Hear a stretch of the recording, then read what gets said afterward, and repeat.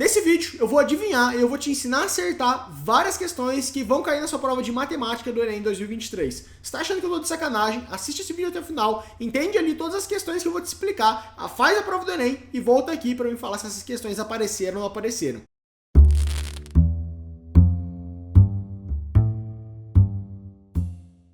Fala galera, beleza? Sejam muito bem-vindos, seja muito bem-vinda. Eu sou o Theo, eu sou estudante de medicina da USP e eu tirei a quinta maior nota do Brasil no Enem 2021. E no vídeo de hoje eu quero te mostrar algumas questões modelo que sempre caem na prova de matemática do Enem. O que são essas questões modelo? São questões que aparecem com uma cara diferente, mas com uma essência exatamente igual. Então tem um raciocínio de resolução igual, uma maneira de pensar exatamente igual, às vezes até a resposta correta é muito semelhante, os distratores e as pegadinhas são muito semelhantes. Essas questões são questões que, se você não está acostumado com elas, se você não tem o olho treinado, elas passam desapercebido e você acha que são questões diferentes, mas que a partir do momento que você aprende a entender o que é uma questão modelo, você bate o olho e passa a reconhecer o padrão.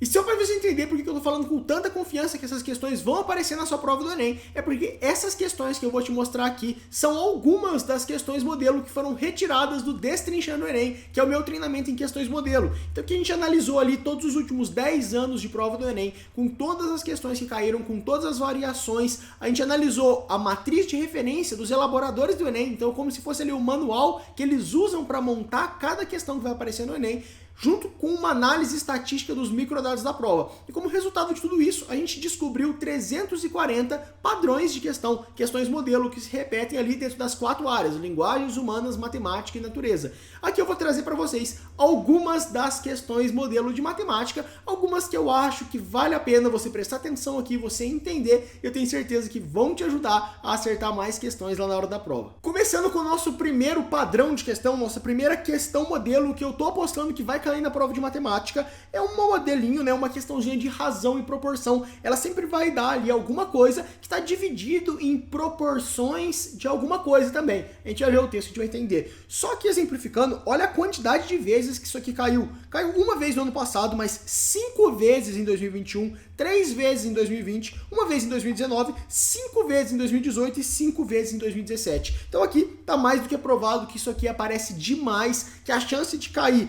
uma questão disso aqui é quase 100% e pode ser que caia até 5 questões dessa razão e proporção na sua prova. Então vale muito a pena você entender esse padrão aqui que eu estou te explicando, porque isso aqui vai fazer uma diferença muito grande lá na hora de você acertar a questão. Mas vamos lá, vamos resolver então essa questãozinha aqui e em cima dela eu quero te ensinar como que você vai olhar para isso aqui, identificar o padrão e como que você vai raciocinar para acertar essa questão. Olha, ela pergunta, nessas condições, quantos gramas de prata e de cobre, respectivamente, devem ser fundidos com 10 gramas de prata 925? Beleza, a gente entendeu aqui o comando, vamos ver agora o contexto que ele dá pra gente, né? Os tipos de prata normalmente são vendidos 975, 950 e 925. Essa classificação é feita de acordo com a sua pureza. Por exemplo, a prata 975 é constituída de 975 partes de prata pura e 25 partes de cobre em 1000. Ah, agora eu estou entendendo. Então quer dizer, isso aqui que ele me deu é uma proporção, é uma razão. Então quer dizer que se eu pegar 1000 gramas dessa prata 975, nessas 1000 gramas, 975 são a prata pura e ele inteiro, ele completou com 25 gramas de cobre. Se eu pegar uma prata 925, ela tem uma proporção diferente. Nesses mesmos 1000 gramas, ele vai ter 925 de prata e ele vai ter inteirado agora com 75 para inteirar os 1000 de cobre. Então ele dividiu em proporções. E olha aqui como que a gente vai bater o olho e reconhecer esse padrão. Ele está falando, é uma proporcionalidade, essa proporcionalidade é fixa. Vamos ver agora o contexto que ele vai pedir para a gente trabalhar. Olha, a prata 950, tudo bem, é que ele continua explicando. Aí ele vai falar aqui para a gente, um ourives possui 10 gramas de prata 925 e ele deseja obter 40 gramas de prata 950 na produção de uma joia. Então ele tem uma quantidade e ele quer outra, só que com uma outra proporcionalidade. E ele pergunta, quanto que a gente tem que adicionar de prata e de cobre para sair do que ele tem e chegar no que ele quer? Como que eu gosto de resolver essa questão? Já que é uma proporcionalidade de uma quantidade de prata 925, que é dividida aqui em prata pura mais cobre, e a gente quer chegar em uma outra quantidade de prata 950, que também é dividida em prata pura mais cobre, eu gosto de escrever e separar. O que a gente tem? A gente tem 10 gramas de prata 925, correto? Ele falou pra gente no enunciado. Se eu for separar pela proporcionalidade esses 10 gramas, o que vai acontecer? Eu vou ter 9,25 gramas de prata pura e eu vou ter, ao mesmo tempo, 0,75 gramas de cobre. Isso aqui é o que ele falou pra gente no texto. Ele falou, olha, a prata 925 tem essa proporção. Eu só fiz aqui de cabeça uma regrinha de 3 para pegar e achar essa proporção, né? Já que eram 10 gramas, 9,25 são de prata pura, 0,75 são de cobre. Isso aqui é uma regrinha de 3 básica. Agora, eu vou fazer o mesmo raciocínio para fazer aqui agora a parte da prata de 950. Eu sei que ele quer chegar em... que é a quantidade que ele quer chegar? 40 gramas da prata 950. Como que eu vou dividir essa prata 950? De novo, eu vou fazer ali a mesma regra de 3 de cabeça, respeitando a proporcionalidade. Vamos lá, eu vou ter 40 gramas de uma prata que tem 950 em 1000 de prata pura. Aqui eu vou até escrever para ficar mais fácil. E aí eu vou ter 40 vezes as 50 em 1000, que é de cobre. Então aqui eu sei que vou resolver essa conta direta. Eu vou ter 38 gramas de prata pura. E eu vou ter aqui 2 gramas de cobre. Então, olha aqui como que eu peguei a proporcionalidade que ele me deu e eu separei. Quando eu separei, eu sei quanto que eu tinha de prata pura e quanto que eu quero chegar de prata pura. Eu sei quanto que eu tinha também de cobre e quanto que eu quero chegar de cobre. Agora fica muito fácil. Ele pergunta, quanto que eu tenho que adicionar de prata pura e quanto que eu tenho que adicionar de cobre? Aqui é só a gente fazer uma continha, ó. De 0,75 para 2 gramas, eu preciso adicionar 1,25. Então eu vou até escrever isso aqui, ó. Eu preciso adicionar 1,25.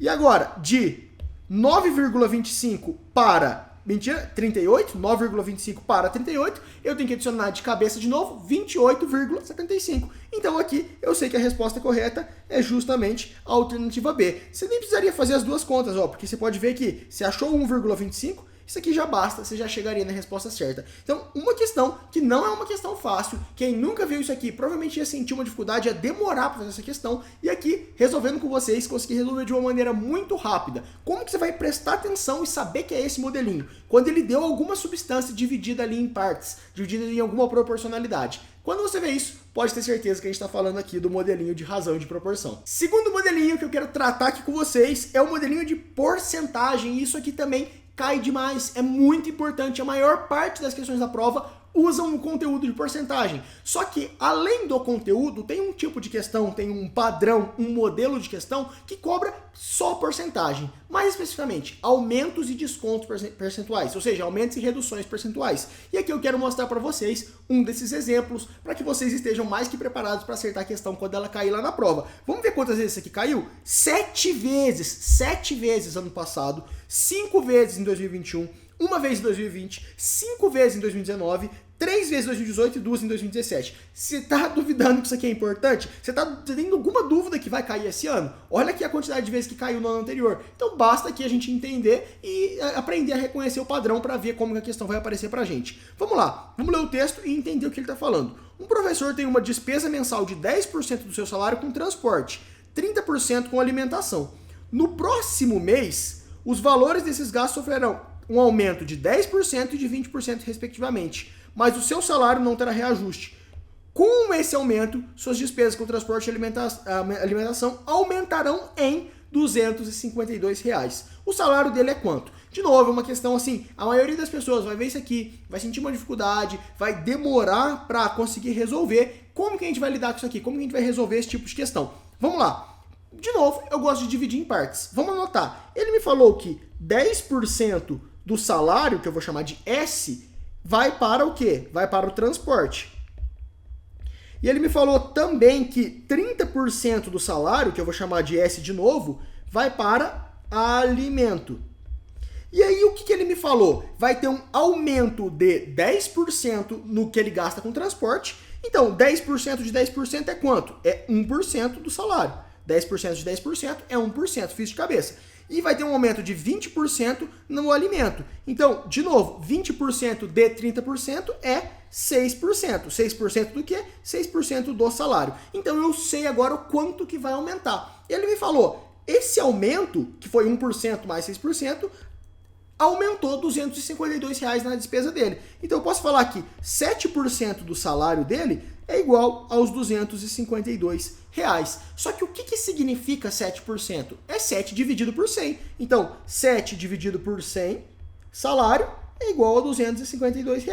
Basta eu passar o 100 multiplicando e o 7 dividindo. Isso aqui vai ficar 200 dividido por 7, que vai dar, de cabeça de novo fazendo, R$ 3.600. Então com isso eu descubro que o salário dele é de R$ 3.600. Vocês podem ver aqui como que eu fiz no final a conta de cabeça, você não precisaria fazer. Aqui eu tô treinando para já ficar mais rápido na prova do Enem, mas eu fiz de cabeça. Só que olha como que só dividindo em etapas, colocando aqui tudo bem separadinho no papel, fazendo as contas de maneira bem separada, sem tentar fazer tudo de uma vez, de uma mesma fórmula, eu consegui, de uma maneira muito simples, chegar aqui na resposta. Tenho certeza absoluta que essa questão aqui é uma que ali seu concorrente iria ficar perdendo muito tempo, gastando 5 minutos, tendo dor de cabeça, às vezes nem ia conseguir resolver. E aqui, dessa maneira, com esse raciocínio, a gente resolve de uma maneira muito fácil. Então agora vocês já sabem, falou de aumento percentual, aumentou tantos por cento, a gente tem que pensar nisso aqui, sempre tomando bastante cuidado na hora de usar os conceitos de porcentagem. Toma cuidado com o conceito de aumento percentual, não confunde o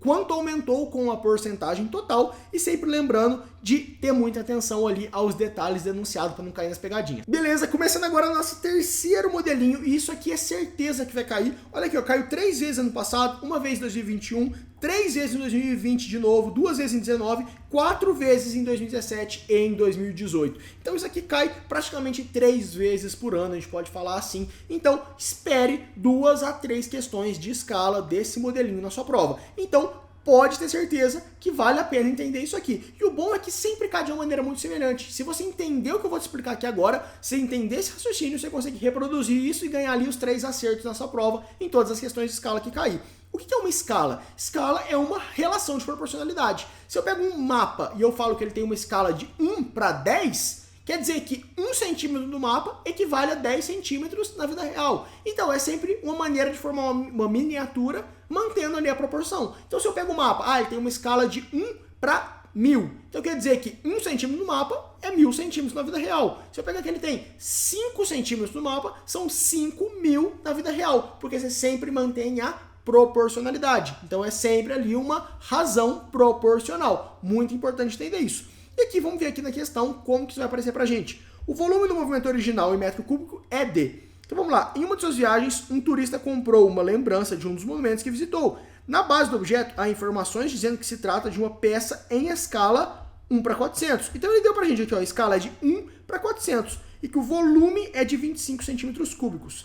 O que significa essa escala de 1 para 400? Que se eu pegar alguma dimensão, 1 centímetro da miniatura equivale a 400 centímetros do objeto original. Então, por exemplo, vamos falar aqui que ele tem esse formato. Estou desenhando um cubo, desenhei um cubo. Então, quer dizer, aqui ele vai ter X centímetros. Vamos falar aqui, a miniatura. Na vida real, o negócio vai ter 400x, porque ele está em escala, ele está proporcional. Geralmente, quando é só uma escala simples em uma única dimensão, é muito fácil. Você vai fazer lá, a 1 está para 400, assim como o que ele te deu, sei lá, 25 estaria para x. Aí você vai pegar x igual a 400 vezes 25. Você vai fazer uma regrinha de 3 e aí você vai multiplicar a escala aqui, né, dos 400 pelos 25 centímetros que tem. Só que não é uma escala simples. Se fosse uma única dimensão, seria isso. Só que não é. Aqui ele fala, é um volume. Se é um volume, ele está falando que é 1 centímetro cúbico, ou seja, são 3 dimensões. Eu tenho que lembrar sempre das 3 dimensões. E aqui no caso, quais são elas? Eu tenho a altura, eu tenho a profundidade e eu tenho a largura. Então, a altura, eu tenho a largura e eu tenho a profundidade. São aqui as 3 dimensões quando a gente pensa em volume. Então, a escala, ela tem que estar considerada 3 vezes. Primeiro eu considero a escala na altura, depois eu considero a escala na largura, depois eu considero a escala na profundidade. Isso significa que agora não vai ser mais só 1 está para 400, assim como 25 está para x. Significa que eu tenho que pegar essa escala e considerar ela 3 vezes, elevar ela ao cubo. Então aqui o x vai ser igual ao 400 ao cubo vezes o 25. Sempre lembrando, e agora é muito importante, quando a gente fala de escala, a unidade continua a mesma. 1 centímetro está para 400 centímetros. Então, nesse caso, continua centímetros cúbicos. Só que o que ele pergunta para a gente? Ele pergunta em metro cúbico. E agora é um novo conhecimento. Como que eu passo de centímetro para metro? 1 metro é 100 centímetros. Então, se eu tenho centímetro, é só eu dividir por 100 que eu chego em metro. Só que, de novo, não é uma dimensão, são 3 dimensões. Então, se ele é tridimensional, eu tenho que dividir por 100 ao cubo. E assim, a gente consegue chegar lá em 400 ao cubo vezes os 25 dividido por 100 ao cubo. Isso aqui vai dar metros cúbicos, que é o que ele perguntou pra gente. E agora, isso aqui, só para facilitar a conta, eu vou apagar aqui. A gente vai pegar aqui, ó, os 400 dividido por 100 vai dar 4 ao cubo, né? 400 ao cubo por 100 ao cubo vai dar 4 ao cubo vezes 25. Isso aqui vai dar 64 vezes o 25, que vai dar, se não me engano, 1.600. Vai dar 1.600. E a gente chega aqui na resposta alternativa C. Fiz isso aqui de cabeça para agilizar, mas vocês podem ver como que só tem que tomar cuidado aqui com essa parte de volume. Se fosse ao quadrado, se fosse superfície, área, aí seria ao quadrado, não seria ao cubo. E se fosse só uma dimensão, aí você não precisaria elevar a nada, seria só a escala simples. Beleza, vamos falar agora do nosso quarto modelo. Outra coisa muito importante, que é um modelo, um padrão de questão que vai falar de uma análise de um gráfico ao longo do tempo. Então ele sempre vai dar alguma coisa que está acontecendo ao longo do tempo, você tem que analisar esse gráfico ali e tentar entender o que está acontecendo naquele tempo e marcar alguma coisa alterativa. Isso aqui cai muito e cai de uma maneira um pouquinho diferente. Por isso que eu falei, as questões têm cara diferente, mas o raciocínio é exatamente igual. Olha aqui quantas vezes caiu nos últimos anos. Então quer dizer, a gente pode esperar de 2 a 3 questões no nosso Enem 2023 com base nos últimos anos. Cai muito esse modelinho de análise gráfica temporal, vale a pena você dar uma entendida nisso aqui, dar um gás nesse tipo de questão. Vamos lá, olha, nessas condições, o lucro mensal para os próximos meses deve ser maior ou igual ao mês D. E ele fala que a previsão para os lucros, para os próximos meses, é que o lucro mensal não seja inferior ao maior lucro. Ou seja, se para os próximos meses ele não vai ser inferior ao maior lucro que teve até maio, então o lucro mensal para os próximos meses deve ser maior ou igual do que qual mês? Então, quer dizer, eu tenho que saber qual desses meses teve o maior lucro para eu saber que vai ser maior ou igual a qual, né? Então, vamos ler aqui o que o texto fala pra gente, só pra gente prestar atenção. A receita R de uma empresa, final de um mês, é o dinheiro captado com a venda de mercadorias e a prestação de serviço desse mês. E a despesa é tudo que ele gasta. Então, o lucro é tudo que a gente ganha menos tudo que a gente gasta, né? Normal. Então, o lucro é obtido pela receita menos despesa. E aqui ele vai dar o gráfico pra gente de quanto que ele teve de receita, que aqui é a linha preta, e despesa, que é a linha pontilhada. E com base nisso aqui, a gente consegue calcular o lucro. Por que é uma análise temporal? É uma análise gráfica. Eu vou ter que ver o que o gráfico está falando pra gente. E é temporal, porque eu vou ver ao longo do tempo, ó, janeiro, fevereiro, março, abril, maio. É isso que a gente tem que fazer. Vamos ver aqui, ó. Em janeiro, sempre, considerando o tempo, em janeiro, ele teve uma receita de 10 e uma despesa de 5. Então, o lucro dele foi de 5. Em fevereiro, a receita foi 20, o gasto foi 10. Então, o lucro dele foi 10. Agora, de novo, em março, ele ganhou 15 e perdeu 10, ficou com 5.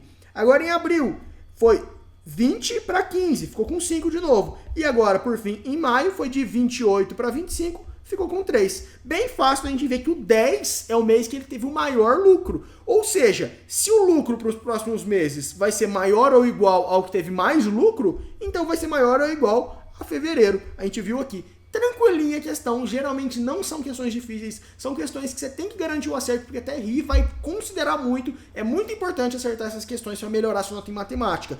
Sempre ele vai dar a análise de alguma coisa em um gráfico ao longo do tempo. Você vai ter que ver esse gráfico, entender o que ele quer de você, entender o que o gráfico está falando, e ali, com base no comando, que é muito importante, ver no gráfico o que você tem que fazer. E aí você vai fazer essas comparações no gráfico e acertar a questão. Não tem muito segredo, mas é muito importante. Já está avisado que vai ter alguma questão desse tipo. E por fim, a nossa última questão modelo é o modelo de projeção ortogonal, que cai demais. cai bastante porque ele cai sempre de uma mesma maneira. Então, apesar de ele em si não cair em um número tão grande de vezes quanto nos outros anos, ele cai sempre igual, cai sempre de uma maneira idêntica. Então fica muito mais fácil da gente ver como que o padrão se repete e vira uma questão característica do Enem, uma questão modelo. Então vamos lá, eu quero resolver aqui com vocês uma questão e explicar o que a gente tem que pensar sempre que ele fala de projeção ortogonal pra gente. Olha lá.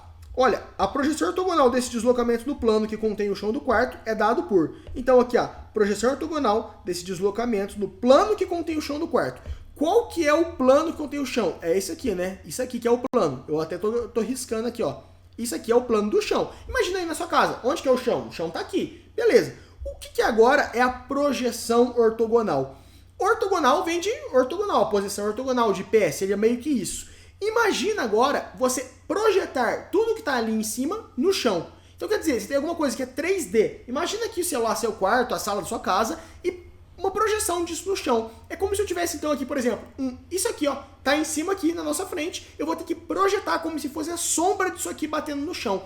Pensa nisso, sempre pensa na sombra incidindo de uma maneira bem reta em relação ao chão. Fica mais fácil.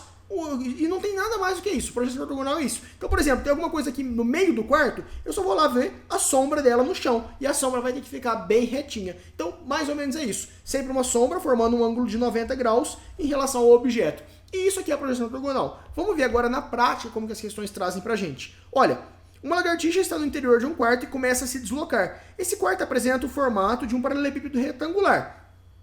Basicamente, ele vai falar que a lagartixa parte do ponto B e vai até o ponto A. Ou seja, a lagartixa está aqui e ela vai andando, e chega no ponto A. Então ela pegou e ela andou do chão, de uma quina do chão até outra quina. É isso aqui.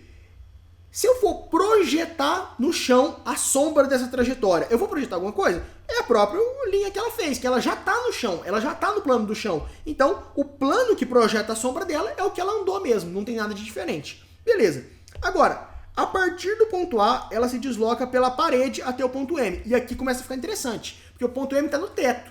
Então ela vai pegar, ó, eu vou até colocar em outra cor, e ela vai subir até o teto. Ó. Ela vai andar em linha reta até o teto. Então aqui ela andou até o teto. Ela andou até o teto, igual eu desenhei aqui. Só que quando ela anda até o teto não está no chão. Então eu tenho que projetar esse lugar do teto no chão. Então, sempre que eu falei, uma projeção, imagina uma coisa reta. Eu vou projetar esse lugar que ela andou aqui no mesmo plano. Só que olha que coisa interessante. Ela andou numa parede que, se você for fazer a projeção vai dar naquela mesma linha que ela já tinha andado, né? Eu estou desenhando aqui várias linhas retas, projetando. Ela vai... É como se ela tivesse no chão ido do B até o A, e depois, quando ela foi para o M, ela voltou aqui para metade do caminho. Basicamente foi isso. Se a gente for ver a projeção do caminho dela, foi isso. Ela voltou para o meio do caminho. E agora, por fim, ela vai ficar até o M e ela segue do M até o H. Aí, agora, pelo teto, ela sai de uma parte e ela vai lá para outra quina. Se eu for projetar esse deslocamento dela, ela saiu daqui e ela foi andando ali. É como se fosse a sombra dela indo até a outra quina do quarto. Então, ali é como se ele tivesse saído do ponto médio e chegado até aqui o ponto D. Quando eu vou ver a sombra que deu essa brincadeira da lagartixa no chão, o que aconteceu?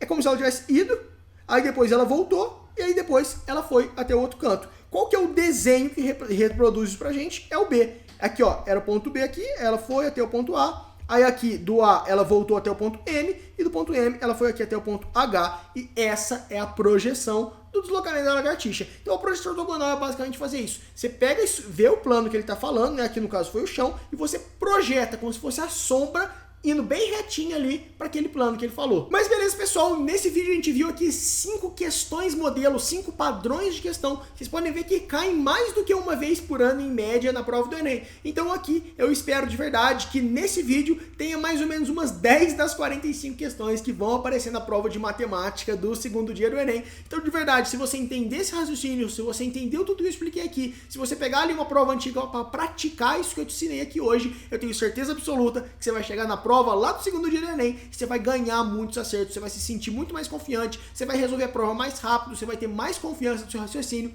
e você vai conseguir um desempenho melhor. De verdade, se esse vídeo te ajudou, eu só peço que você se inscreva aqui no canal se você ainda não é inscrito, e se você já for inscrito, que você ative o sininho de notificações, porque assim, de verdade, você recebe o meu conteúdo, você fica por dentro do que eu tô postando, então dá bastante trabalho no final esse tanto de vídeo que eu tô produzindo, mas eu espero e eu acredito que eu tô conseguindo ajudar vocês a conseguir um desempenho pelo menos um pouquinho melhor. Aqui ainda vai ter bastante vídeo para sair durante a semana, então você não vai perder nada se você se inscrever, você vai realmente receber todo esse conteúdo que eu tô produzindo, e isso vai fazer uma diferença para você chegar mais perto da sua aprovação. Então, se você gostou do vídeo, já deixa aí nos comentários também, deixa aquela curtida para apoiar o meu trabalho, assim eu sei que eu tô realmente conseguindo fazer diferença. Se você quiser um contato mais próximo comigo, me segue no Instagram, OLastroOficial, tá aqui na descrição do vídeo também. Assim a gente tem um contato mais próximo lá no Instagram, eu produzo um conteúdo mais diário. Até a próxima e bons estudos!